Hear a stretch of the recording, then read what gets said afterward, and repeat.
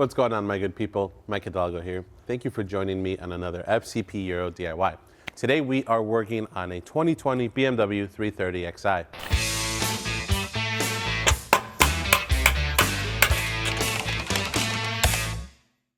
Today on the 330, we are going to be covering how to replace your suspension. As you can see in front of me, we have a whole slew of parts, both struts and shock assemblies, and even some lowering springs.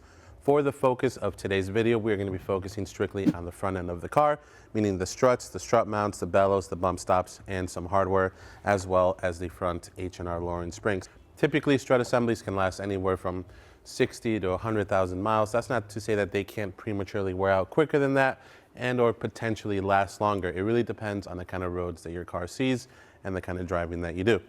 The car behind us has 80,000 miles. It sees a bad Route 8 here in Connecticut every day. So the suspension is pretty tired, which is why we're going to go ahead and upgrade it with some fresh Bilsteins and throw in some new hardware as well. So before we get into that, let's take a look at some of the tools we're going to need for this DIY. All right, for this DIY, we have a couple ratchets, everything from a 1/2-inch drive to a 1/4-inch drive, 1/2-inch and 3/8 torque wrenches as well. We have a couple normal ratcheting wrenches. We have a 16, an 18, and a 21. To go with those, we also have some sockets. We have two 21s, a shallow and a deep. Deep 18, a 17 for our lug bolts. As far as specialty sockets go, you're going to need a large 17mm hex. We have a couple E-torque sockets. We have an E16, an E12, and an E10. We have a 6mm hex. We also have a T40, both a extended and shortened one, and a T30. Those are going to act as counter holds. We also have a small trim removal tool, a small pick. This pick is honestly really just for the headlight level sensor bracket on the driver's side lower control arm, small flathead screwdriver. We have some electric tools to speed up the removal and install of some of our hardware.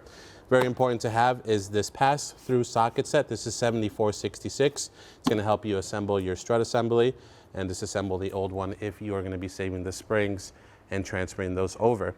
We also have a caliper hanger hook, some torque seal just for insurance, and then I have a couple different lengths for the 1/2-inch drive, 3/8 drive, as far as extensions go, and adapters from either or and vice versa. With a job like this, you're also going to need a free floor jack or screw jack, depending on where you're working. And with something that's a little bit more involved, I always recommend you watch the whole video through if you're doing some homework at home before starting, just in case we add another tool or maybe throw in another tip in there. Now with that, there is worth mentioning that we are, again, installing lowering springs. We are not going to be using a spring compressor for this DIY. However, we will throw a bit in there on how to use that if you are using the same springs and disassembling your old ones. With that being said as well, if you don't have the right tool or you are not comfortable doing that at home, take the money that you're saving on doing the DIY by yourself and spend a couple dollars, bring the strut assemblies to your local shop and have them disassemble and assemble yours before you install them. All right, now we can get started. All right, before we get into ripping the car apart, I want to build our new strut assemblies so they're ready to rock and roll before we take the old ones out, so we can just pop these in. So for the purpose of today's DIY, we're taking our bump stop and I've modified it. I've cut off the lower ring just to make this a bit shorter since we are installing lowering springs on this B4 assembly, which not my cup of tea, but Alex, who owns the car, that's what he wants, and that's what we are going to do today. So for those of you wondering, can I put lowering springs on a B4 shock? Sure. Do I recommend it? Not necessarily, not to get the most performance out of the shock and or the spring, but nonetheless, you can do it. New spring perch assembly. It's going to go on the bottom. It's keyed to fit on this tab on the bottom perch here. They really only go on one way. All right. With that there, we can take our spring. That's ready to go. Let's put the bump stop, the mount, and the bellow together really quickly. The bump stop is simply going to press in to the housing of the strut mount, similar to the rear shocks if you watched that video already. It's going to help it in. All right, looks nice and even. Now the bellow is going to seat on the outer edge of our strut mount bearing, right? Just make sure it's nice and seated all the way around.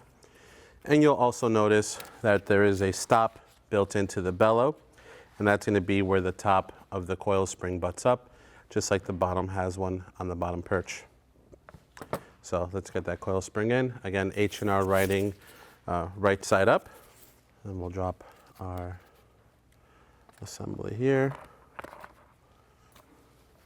Position it so that the stop is where we want it for the coil spring. All right. That looks great there. And then for this, I am just going to have Peach come over here. I'm going to press this down. He's going to get the 19 started for me up top, and then we'll snug it up the rest of the way. All right. So for this, out of the pass-through socket set, again, we're using the 19 mil socket.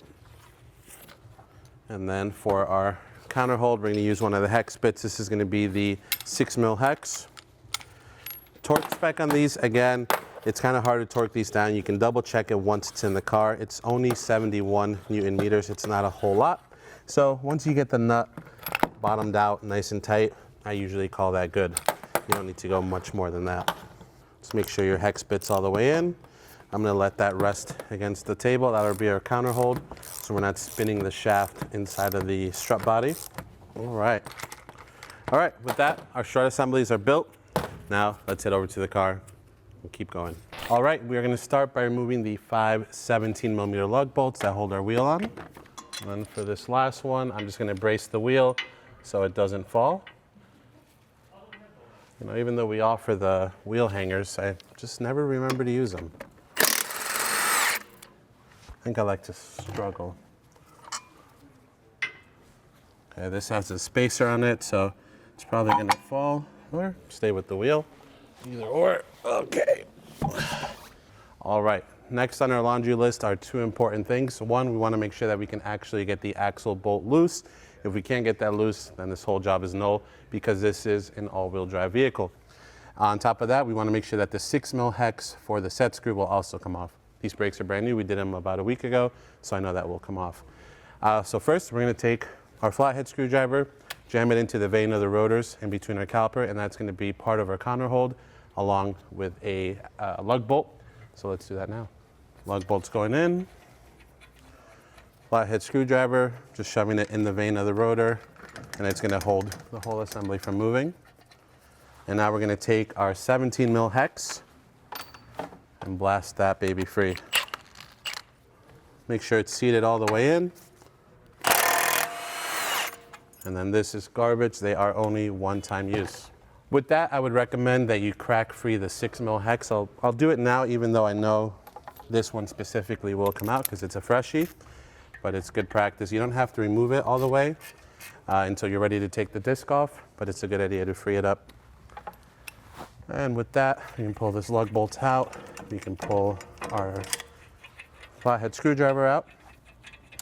And now we are going to work on removing the caliper. So we have a couple E-torques from the back. We'll get our caliper hook ready and show you where to hang it from. Our caliper hanger hook, normally you would want to hang them off the coil or the strut, but because that's what's coming out, all it really leaves us with is this metal tab back here for our wheel speed sensor, which is going to be more than enough. So on this back side, we have 2 E16 torques. We're going to release those, and that's going to help free off this whole brake pad, caliper, and carrier assembly as one.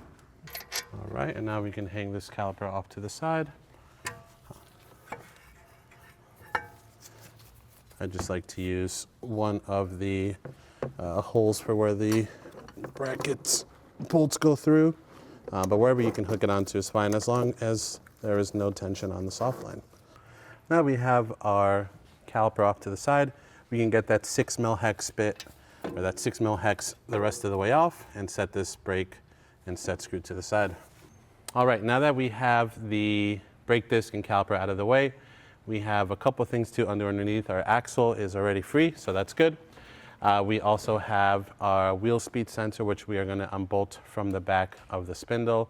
So normally these are pretty scary. They are usually stuck in there, but these are pretty straightforward because the wiring runs all the way behind the fender liner, unlike in the previous days or past days where they used to be on the junction box with the brake pad wear sensor. So this will make it easier. What I'm going to do on the driver's side is just rotate the wheel so that I have the most access to that sensor, and we'll show you how to get it out. We have an E10 holding our wheel speed sensor in place, or ABS sensor, call it what you'd like. We're going to crack it free. Shouldn't be tight at all. Save that screw. We are going to reuse it. And then we should be able to pull the sensor out. Beautiful. We'll just droop that over the other side. While I have you here, we're also going to work on freeing up the lower control arms and the tie rods. That means this 21mm nut here, this one here, and this one here. The counter hold for all three of these are T40s, so we can start up top here and then work our way across. All right, I'm going to break the 21 on the tie rod end first, just to free that up, and then we'll get the counter hold in place. It's a little bit annoying. Sometimes it helps to have a second person to hold the other side of the car to keep everything from turning on you. But nonetheless, it is doable on your own. Now that it's broken free a little bit, we just broke the friction between the nut and the wheel carrier. We're going to start spinning everything. On these cars, pretty much F30 and on, everything is just kind of seating in place. The tapered ends don't really bite into the wheel carriers anymore or the spindles, so you can't put a floor jack or screw jack under here to create pressure because it has a seat that's already bottomed out in the spindle. It's not going to let you do that, kind of like the old school way. So, but it's still pretty straightforward to get off. Our T40 is the extended one for the top here. It's going to live like this. If you have a wrench that's short enough, a 21mm wrench, you can do a wrench instead of the pass-through socket. So that's going to sit there. Make sure the T40 is seated all the way in. The last thing we want to do is strip that counter hold, and now you're replacing a tie rod at the same time. And we're just going to take the nut off. BMW recommends you replace this hardware. While they are not torque to yield, I'm going to be reusing them because in the next week we're doing a tie rod DIY followed by control arms. So everything's going to have new hardware and new arms. So for today's purpose, we will reuse. Again, not torque to yield. Not the end of the world if you do as well. All right, let me get a little bit higher. Actually, this is good right here. Let's get the next 21 off. For this one, I'm going to run the shorter T40 and my 21mm wrench, just because I have way more reach, way more leverage with the longer wrench than I do with the little ratchet. Once the nut starts to go on its own and you don't really have to counter hold, you can just take it off the rest of the way by hand.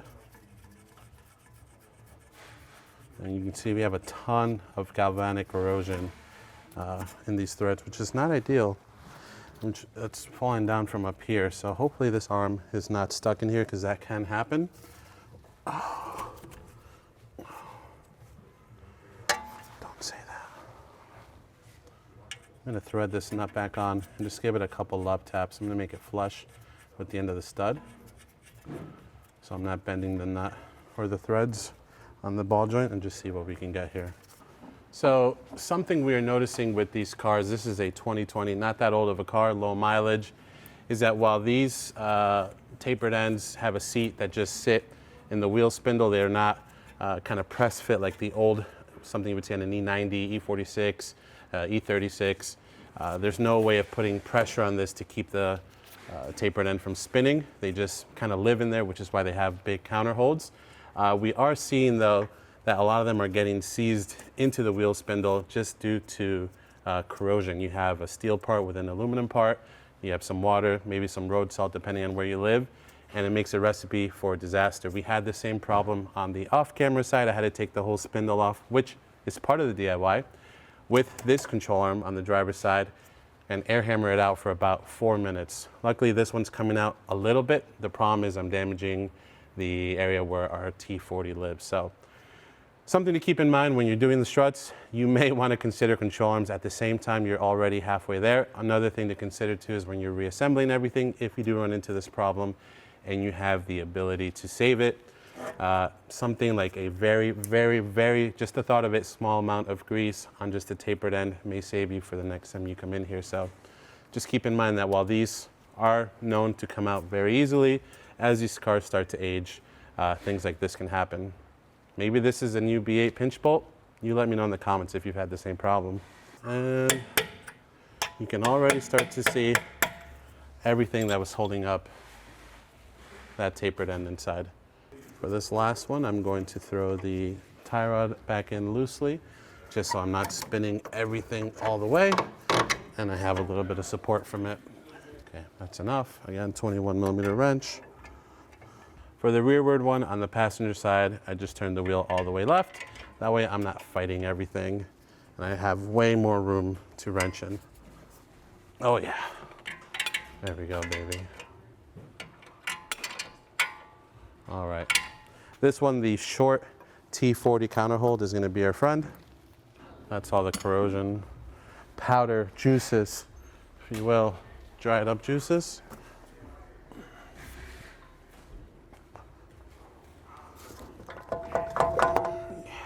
Not great.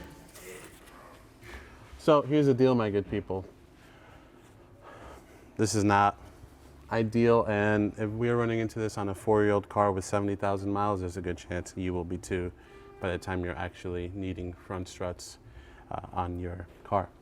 So the move that we did last time was pulling out the spindle, which has to happen anyways with the strut assembly, undoing the hardware for the control arm at the subframe side of things, and then if you're not replacing it, you can just leave the arm hanging on and then deal with it next time you do control arms, or you can hit it out with like an air hammer and then put in a new control arm. So that's kind of where we're at. We are doing a control arm DIY on this.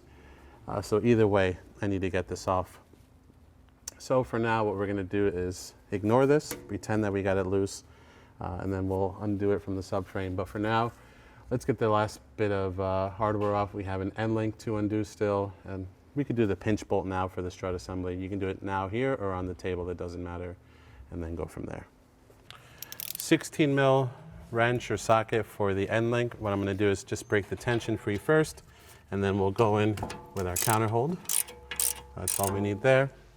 And then we're going with our extended counterhold T30 and our 1/4" ratchet. Just make sure, like everything else, you get that bit situated in as best as possible. Don't spin your counterhold side, otherwise you're just wearing out the ball joint end on that end link for no reason. Always just counterhold with that and spin the nut. You don't want to do the reverse. And if you'd like, you can just throw the end link off and throw that nut back on so you don't have to guess where that goes later. All right, we're going to tackle the pinch bolt now, only because I'm going to leave the soft line and the ABS cable attached to my bracket here. So we're going to grab a wrench to counterhold on this side and a socket on the impact on the other side. We're going to use a 16mm wrench to counterhold the nut and an 18mm socket on our impact on the opposite side to break this bolt free. Perfect. These are also one-time use. They are torque to yield bolts, so be sure to check that link in the video description below for some freshies. And then with that free, we can pull this bracket off. And now at this moment, again, I'm going to take a moment to undo the inner bolt for the control arm that's stuck to our spindle, and then we can drop everything. So stay tuned if you want to see that. If not, well, you're going to see it anyways. First, I'm going to undo this 8mm so I can move some of this little side fender liner out of my way. And that is going to give me access to the head of that lower control arm bolt. Just pull it forward a little bit. And for that, we'll need an 18mm socket. Then on the back side, this is important more for when you're tightening, but you can just sneak in a wrench back here on the back. So I'm going to squeeze this wrench, 18mm wrench to counterhold. Right now, it's not too big of a deal because we're just removing. When we're tightening later with some fresh hardware, you want to make sure that the wrench doesn't stay in this position, because then you're going to be stuck in here against the metal subframe. So you want to make sure that you position it like this in a way where you, once it's tight, you will be able to sneak that back out. So again, for loosening purposes, not very critical, but something to just keep in the back of your mind before you assemble everything. Use an extension so I can clear the car here. There is our culprit.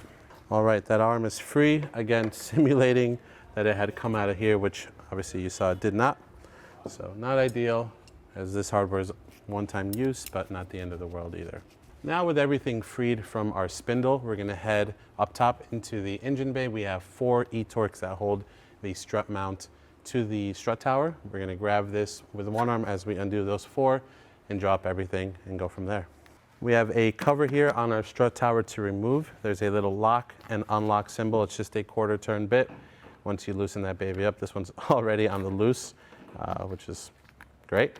We can pull this thing up and just unhook it. This one has a washer line that runs through it.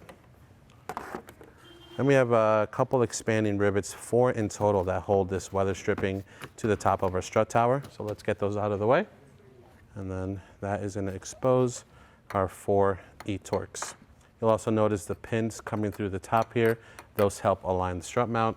They really only go on one way, so you don't have to worry about guessing how they're going to go on. We have a total of 4 E12s to remove.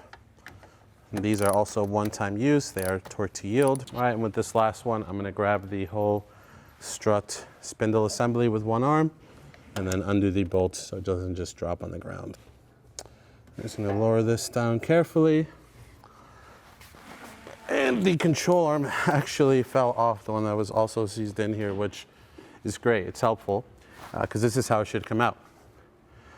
All right, we're one step closer to being done with the disassembly. Now we're going to separate the strut assembly from our spindle, so let's get ready for that. I'm working mainly over at the vise just because I'm one person, so I have the ears of where the caliper bracket goes to hold everything in place. We're going to work on separating the spindle here so that we can pull the old strut body out and put the new one in. One thing to keep in mind with these aluminum spindles, they kind of, I don't want to say they're one-time use, but depending on the kind of tool you have to spread the spindle, they can act as one-time use. These tools put a lot of wear into the aluminum, so kind of once you get one spot, just try to use that one spot and live with it for the rest of this job, because it's kind of very easy to gouge the aluminum, unfortunately, on these type of spindles. So once you get one sweet spot, that sweet spot is kind of done once you take the tool out of it. Again, it depends on the tool you're using. There's some that just spread quite literally. That's going to be a little bit more gentle. Something you don't really have to worry about with spindles that are made out of iron, but in this case, the aluminum ones are, in my opinion, a little bit delicate. It's a super snug fit, so it's going to require a lot of wiggling to get it out. Normally, I don't recommend you do this, but we are replacing the strut assembly, so a little bit of encouraging taps isn't going to hurt anything. Here's our old unit. I'm going to clean this up a little bit with some Scotch pad, and I'm also going to clean up the holes where our control arms go through, since those were so corroded on there. I don't want them to re-corrode right away. So the bill shine going into the spindle with this spreader tool is a super snug fit, which is why, for those of you with eagle eyes may have seen, we had a couple chisels on the table during our tool intro. And I think that's going to be the way to go for this, since we are working with it off of the car, which is really the only way to do it on the all-wheel drive models. I think on the rear-wheel drive, you can kind of weasel them out by just loosening some hardware around the control arms, but for this sake, it's not going to work. So we're going to take our chisel and very carefully spread it. An alternative is, if you have a second set of hands, maybe a pry bar is also a good way to go about this.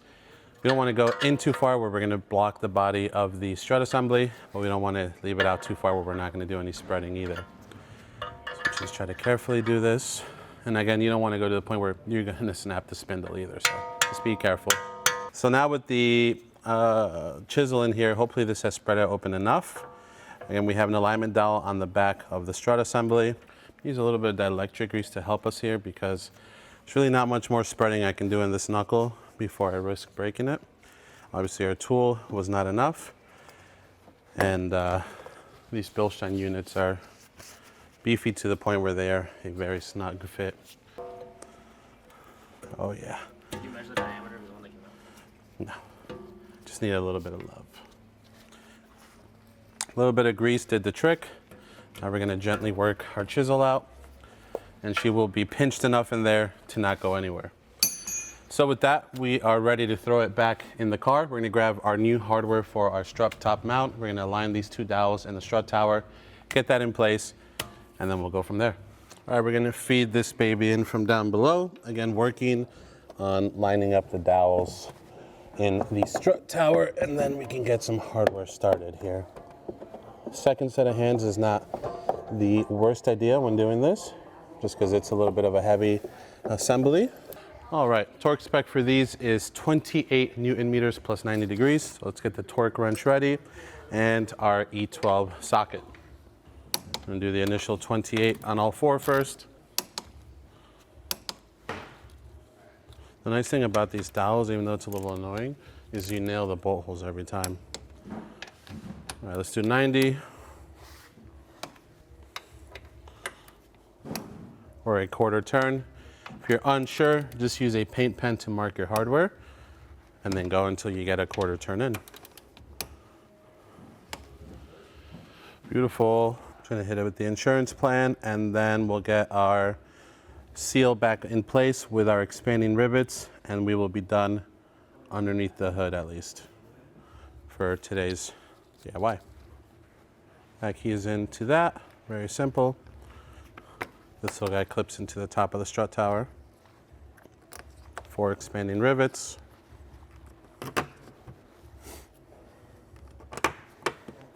Then we can get our cowl back in. Don't forget to bring up the washer fluid line for your windshield wipers. We'll clip that baby back in. Put this into the lock position, and we are good up front. All right, with that, let's get back into the wheel well and button up everything again. I'm going to start with getting the bracket and pinch bolt situated first. Of course, if you pulled the bracket out with the whole strut assembly earlier, then you could have done that when you were set up like we were on the vise, but it really makes no difference. This is such a tight fit that nothing's gonna move. We have new hardware for the pinch bolt. The nut goes on the bracket side. The bolt feeds into the front where it's nice and bare.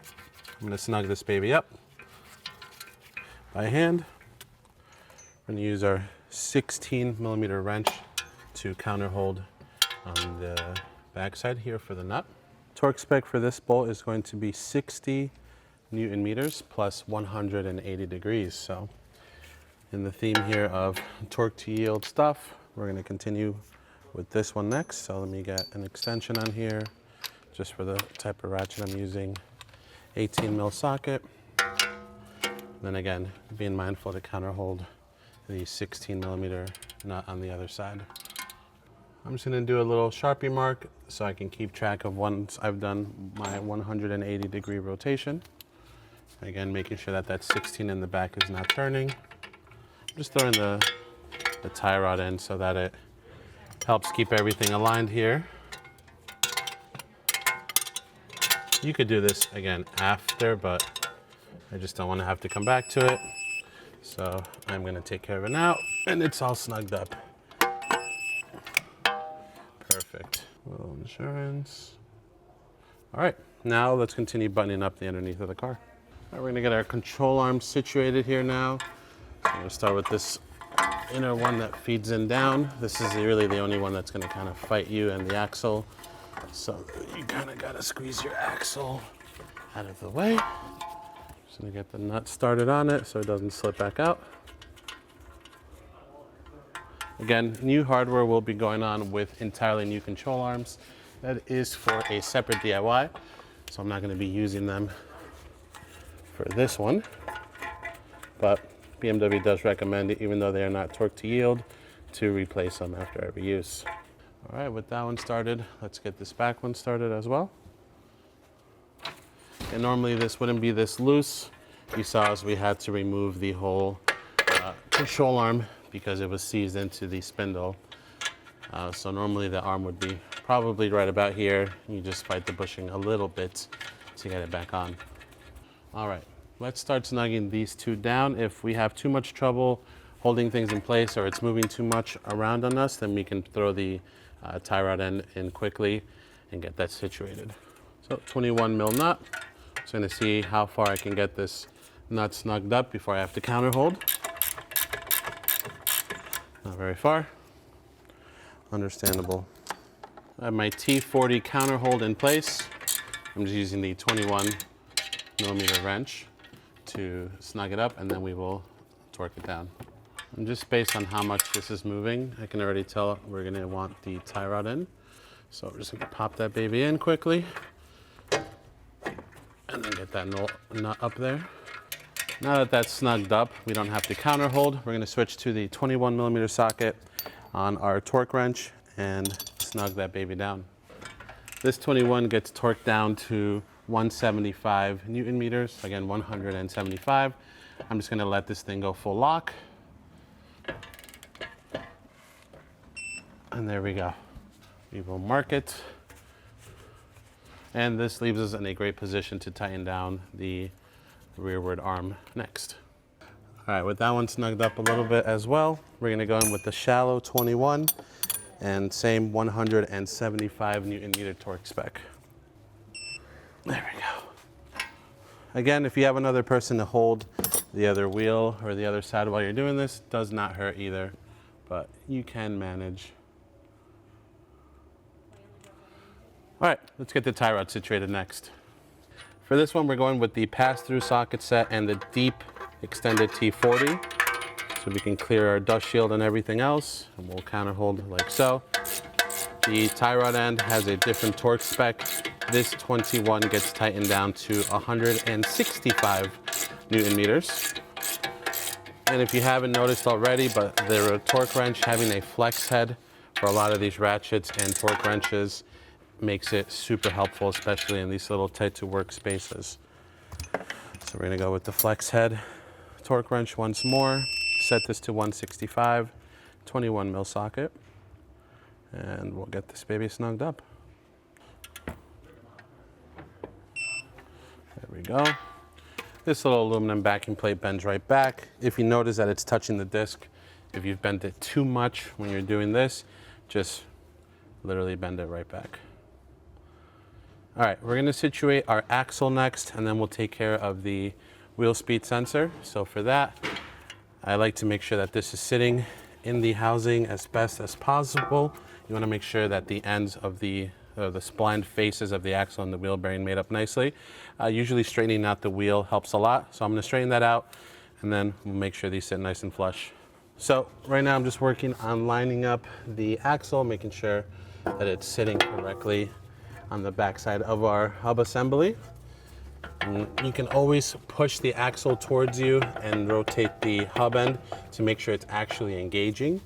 And you can also look down the center of it to make sure that that bolt hole looks nice and centered. So if you are looking at the gap between the back side of the wheel hub and the axle, as you rotate it, again, this is assuming you already have started your hardware, it looks nice and even all the way around, then you're in good shape. I'm gonna get that axle bolt fed in through the front now. This looks nice here, it looks nice and centered as well, which is great. Again, new hardware, these are one-time use. Large 17mm hex. I'm just gonna snug it down by hand as much as I can. That's good there. Now what I'm gonna do is rotate the whole hub assembly to a position where we can get to the ABS wheel speed sensor hole and hardware, and we'll feed that baby in now before we forget about it. So first thing, to make sure that our axle is seated correctly, I'm looking at the gap here where my flathead screwdriver is between the back of the spindle and the face of the axle. And as I rotate that gap shouldn't change. Obviously, if there's a defect on the face of that axle, maybe you'll see a gap or a divot somewhere if you've been banging it around, but otherwise that gap should remain constant, and that's a good way to know that you have seated your axle all the way in, which is what's happening here. So we are confident and good to continue on with that later on. Now we're going to feed our sensor back in and grab our E-Torx and just gently snug that baby down. I'm going to go in with our E10, get that baby started by hand. Just going to snug that up with the fingers, then grab our 3/8 drive ratchet.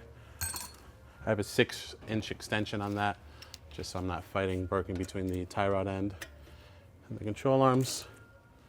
And just half a turn more after it's in there, and it's nice and snugged up.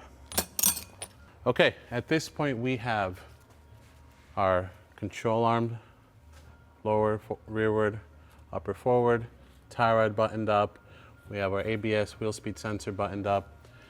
We have to finish tightening the axle bolt, but that will be once we have the brakes and everything in place. So with that, I think we can start working on that now. I'm going to straighten everything back up. We're going to get our brake disc back in. Then we'll bolt up the caliper, snug those babies up, sway bar end link. And then for us here at FC Puro, I do have to tighten down this control arm bolt at ride height because we had to pull out the whole arm originally. That is going to be for its own DIY with control arms specifically, so that'll be a focus. If you need those specs or you want to look into that, be sure to check out the channel for more on that. So yeah, let's get that buttoned up and go from there. Now we're going to get our brake disc back on. You can see we already have some liquid moly ceramic brake paste on there, which is going to keep this rotor from coming on and off for any other jobs we're doing or the next time it needs brakes. Super simple. 6 mil hex. This little guy gets torqued down to 16 Newton meters. I'm going to snug it down for today. We are going to have it off again, and 16 Newton meters. It's not a lot, something you can achieve just with the flick of the wrist. From there, I like to rotate the whole assembly a little bit so I can get a better view of the backside of the spindle. We'll get our brake caliper situated again and go from there. For those of you that saw, once we had the strut assembly in here, I hooked the caliper to the strut assembly coil spring so that I could have it hanging higher when we were doing all our control arm hardware. Just makes it easier to work with as you're putting things back together. All right, we're gonna get our two E16 bolts. Just gonna snug these up quickly with the electric ratchet, and then we will torque them down fully. All right, we're gonna move to our torque wrench, and these E16s get torqued down to 130 Newton meters. All right, brakes are on, brake disc is on. All we have left up here is the sway bar end link. Let's get that baby snugged in. Just gonna push that end link through. Get this 16 mil nut started by hand. Then we will grab our T30 counter hold and our 16 millimeter pass through. 56 Newton meters again for this 16 mil. Oh yeah, we're there, baby, not a whole lot. At this point, end link is situated. All the control arms are done. The brakes are on. Our ABS speed sensor, wheel speed sensor cable is back on. Control arms are good. Some cars have a like a little weighted balance that lives on the strut assembly. If your car is equipped with that, just take them off the old strut and swap them over to this one. The torque spec, believe it or not, for those is 28 Newton meters plus 90 degrees. But not a whole lot, just snug them on there. Maybe a little bit of blue Loctite if you're reusing the hardware. Shouldn't be too big of a deal. All right, what we're left with now, again, this is all-wheel drive, which is why we have the whole spindle assembly out. We have an axle bolt left to torque down. So we're gonna do the same thing we did before, which is thread in a lug bolt, put a screwdriver through the vein of the brake disc in between the caliper to keep it from spinning. Alternatively, you can also have someone step on the brakes. That will also help. And then we're gonna torque this baby down. I'm gonna lift up the car just so I can use my body weight to quickly snug this down. It's going to be 210 Newton meters plus an additional 90 degrees. So let's get this done. All right, and then we're gonna do an additional 90 degrees or a quarter turn. Again, you can also use a Sharpie marker and mark the bolts so you can see your quarter turn if you are wanting to be extra sure. I was using the letter B as my reference point on that bolt. And with that, my good people, we are coming to an end. We're gonna get our wheel back on next, so let's do that. Let's get these cop car looking wheels on. All right, we're just gonna get our bolts in. We're gonna snug them up in a crisscross pattern. And then once we have them snugged up, we're gonna lower the car back down on the ground. And in that same crisscross pattern, we are going to torque them to 140 Newton meters. Pretty standard on most new modern European cars. That's gonna conclude our DIY for today. If you like this video, please be sure to give it a thumbs up. If you have any questions or comments on what we did today, leave those in the comment section below. And if you like this one and you want to see more like them, please consider subscribing. We're filming DIYs all day, every day. As always, thank you for watching. I'll catch you on the next one.